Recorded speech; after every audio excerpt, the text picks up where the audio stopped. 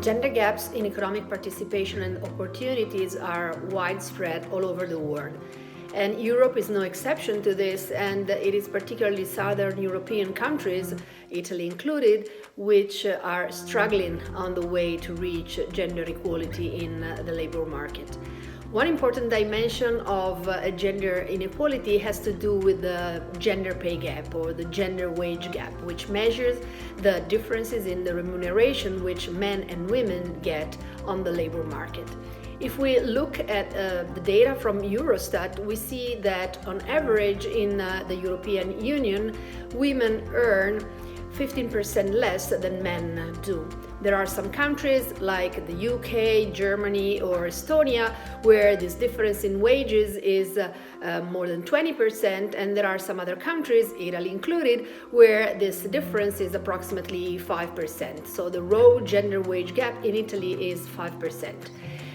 This may be interpreted as a good signal for our country, but actually there is an issue behind, or there is a story behind this number, which has to do with the fact that women with low education and therefore potential low wages participate less to the labor market in Italy.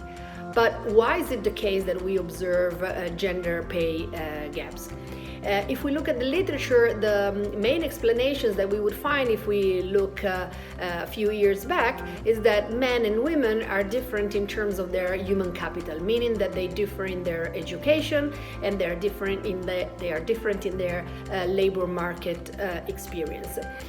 We know that women have invested much more in education than they used to do in the past, and this is the key of the so-called silent revolution or quiet revolution, which brought more women to the labor market. So human capital is no longer the main explanation as to why women are paid less than men. Different explanations have been put forward, and they have to do, for instance, with the fact that women may be less competitive than men are, or women may be more risk averse. They may value more some non-monetary component of the remuneration. They may be less flexible in terms of their time schedule when working, or they may be less mobile. In a recent research paper with Salvatore Lattanzio at the University of Cambridge, we have looked at the role that firms and firm pay policy have in determining the gender pay gap, with a focus on Italian workers. And what we find is that firm pay policy explain approximately 30% of the gender pay gap, and part of this, or the most part of it, is determined by sorting, meaning that women tend to focus or tend to work in firms which pay less all workers. And the other component is related to bargaining, so to the fact that women are less successful than men in bargaining over their pay or over their career. However, we also find that in firms where there are more women in boards, these differences are reduced.